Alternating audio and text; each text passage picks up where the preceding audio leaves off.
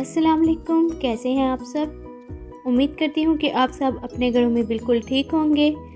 अल्लाह ताला हम सबको अपने हिफ्ज़ अमान में रखे, आमीन।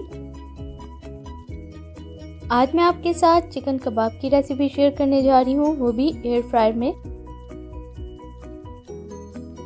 ये बहुत ही डिफरेंट और इजी रेसिपी है। आप भी इस रेसिपी को ज़रूर ट्राई कीजिएगा। तो चलें रेसिपी स्टार्ट करते हैं। इसे बनाने के लिए हमें चाहिए 250 ग्राम बोनलेस चिकन, 1 अदद शिमला मिर्च, 1 अदद टमाटर और 1 अदद प्याज को क्यूब्स में कट कर लें। और साथ ही हमें चाहिए 5 से 6 अदद लहसुन के जवे। इन सब चीज़ों को चॉपर में डालकर चॉप कर लें।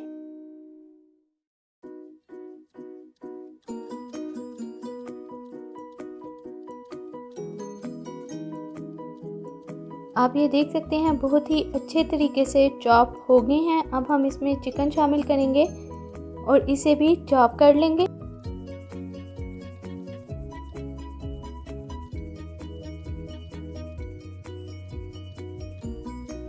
चिकन भी चॉप हो गया। अब हम इसमें मसाले शामिल करेंगे। इसमें हम शामिल करेंगे 1 टीस्पून खुश्क धनिया पाउडर, 1 टीस्पून नमक, 1 टीस्पून काली मिर्च powder, 1 teaspoon paprika powder, 1 teaspoon ज़ीरा पाउडर, हाफ टीस्पून थाइम या mixer, half teaspoon garam masala powder, 1 teaspoon dried oregano. Oregano और थाइम मैंने रोज़मोर की यूज़ किया, आप किसी भी कंपनी की यूज़ कर सकते हैं। अब इन सब मसालों को चिकन में शामिल करें और अच्छे से मिक्स कर लें।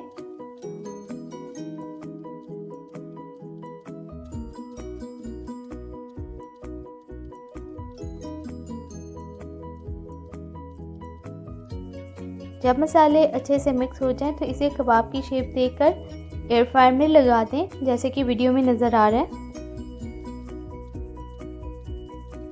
आप कबाब का साइज़ देख सकते हैं। सारे कबाब इस साइज़ में बनाकर आप एयर फ्रायर में लगा दें। कबाब को अंदर रखने के बाद एयर फ्रायर को सेट कर लें 200 डिग्री सेंटीग्रेड पर 10 से 15 मिनट के लिए। टाइम हम अपने हिसाब से एडजस्ट कर सकते हैं।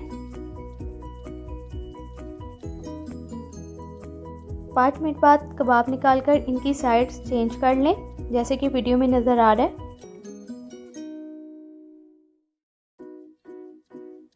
अब 2 अदद या हस्बे ज़रूरत आलू लें, उन्हें इस तरह से स्लाइसेस में कट करके कबाब के साथ लगा दें।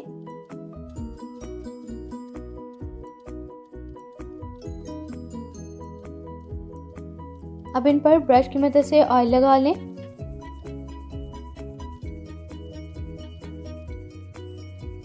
और फिर इन्हें दोबारा एयर फ्रायर में रख दें।